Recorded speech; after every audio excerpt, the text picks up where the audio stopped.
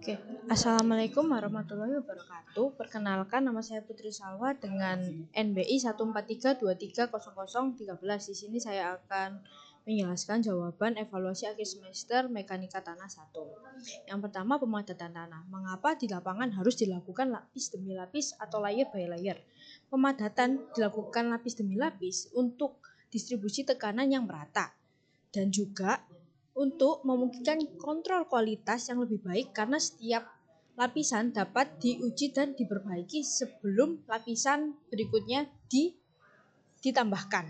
Terus selanjutnya yaitu untuk menghindari rongga yang ada pada dalam tanah dan juga pada proses pemadatan lebih efektif dan efisien. Yang kedua adalah penyelidikan tanah. Mengapa kita perlu mengetahui berat volume tanah, yaitu membantu menentukan kepadatan tanah dan juga sebagai membantu menghitung beban tanah pada struktur bawah untuk analisa stabilitas lereng. Dan juga berat volume tanah penting dalam perencanaan campuran tanah dan juga agregat sehingga mengetahui kestabilan dan kekuatan pada tanah tersebut. Terus yang kedua adalah nilai plastisitas tanah, yaitu plastisitas tanah untuk menentukan stabilitas dan kekuatan lereng.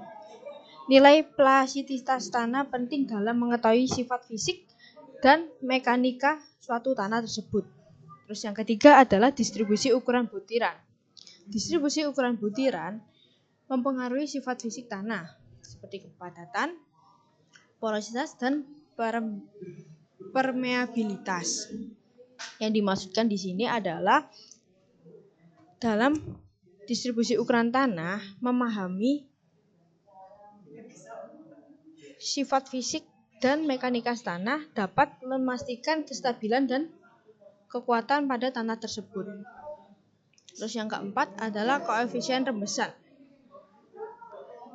Menunjukkan kemampuan tanah menghantarkan air. Yang dimaksudkan di sini adalah kita dapat mengetahui bagaimana pada suatu tanah tersebut mampu untuk menghantarkan air tersebut.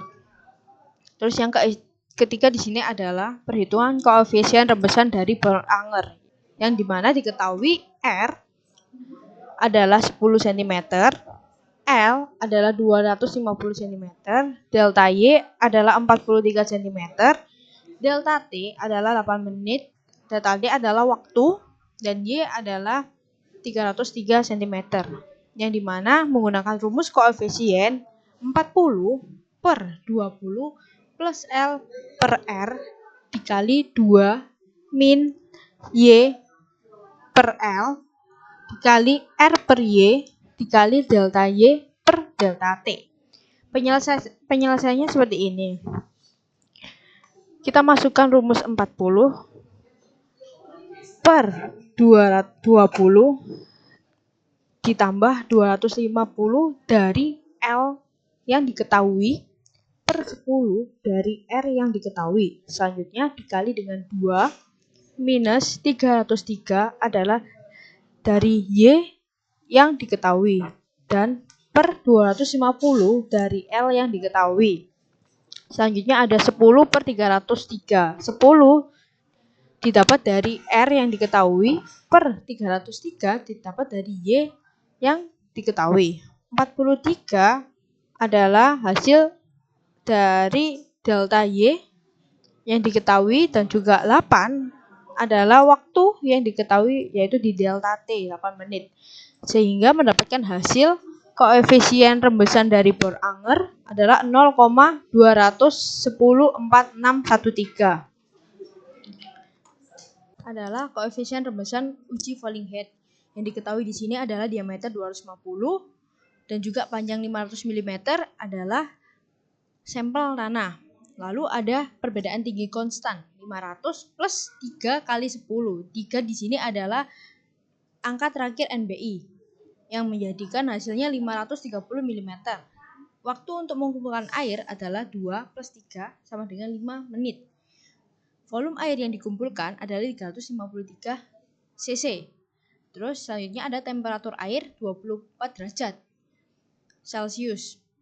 Lalu kita di sini akan menentukan kondisi tanah tersebut pada suhu 27 derajat Celcius. Rumusnya adalah sebagai berikut. Ada K sama dengan koefisien 530 kali 10 pangkat 3 dari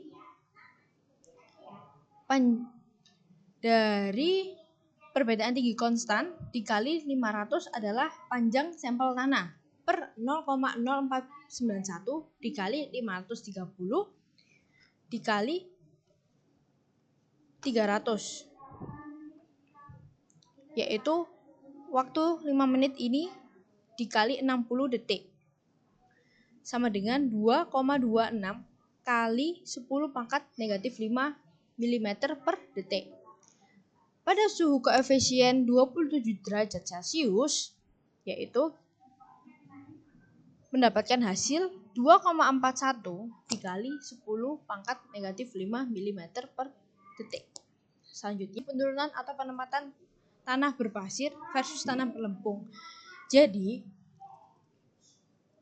ketika ada sebuah tanah berpasir dan tanah lempung diberi beban tambahan, tanah berpasir akan lebih mudah untuk bisa bergerak dan menyesuaikan diri satu sama lain. Tetapi kalau tanah lempung diberi beban tambahan, maka mengalami penurunan yang lebih lambat. Nomor 6 ini penjelasan bagaimana kondisi grafik hubungan antara tekanan angka pori hasil konsolidasi. Pada bagian AB menunjukkan hubungan awal antara tekanan dan angka pori yang dimana pada tekanan rendah tanah memiliki angka pori yang tinggi. Saat tekanan tinggi maka angka pori akan menurun dengan cepat.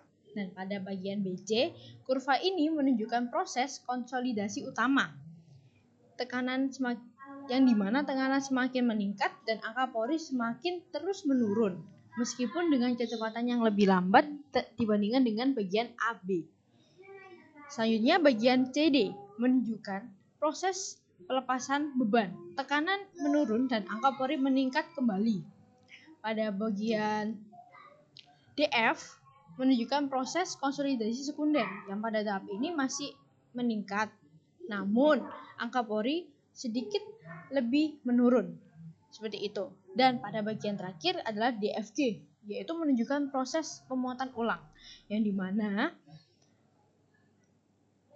tekanan meningkat kembali dan angka pori menurun, namun angka pada bagian ini lebih rendah dibandingkan angka pori pada bagian AB, seperti itu.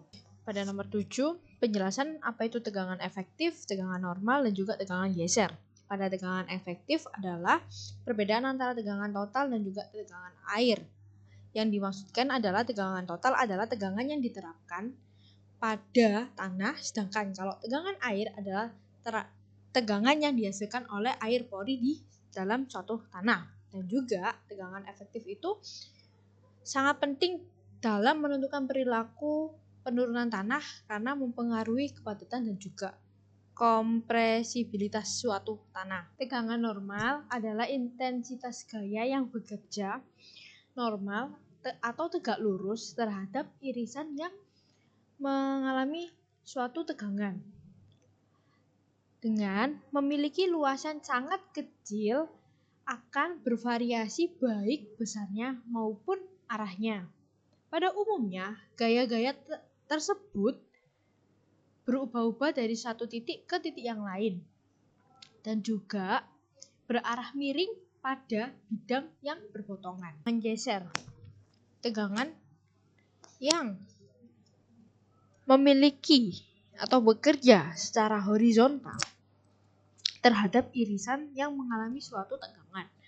Dan juga tegangan geser mempengaruhi perilaku geser tanah dan mempengaruhi juga stabilitas suatu struktur. Terima kasih. Wassalamualaikum warahmatullahi wabarakatuh.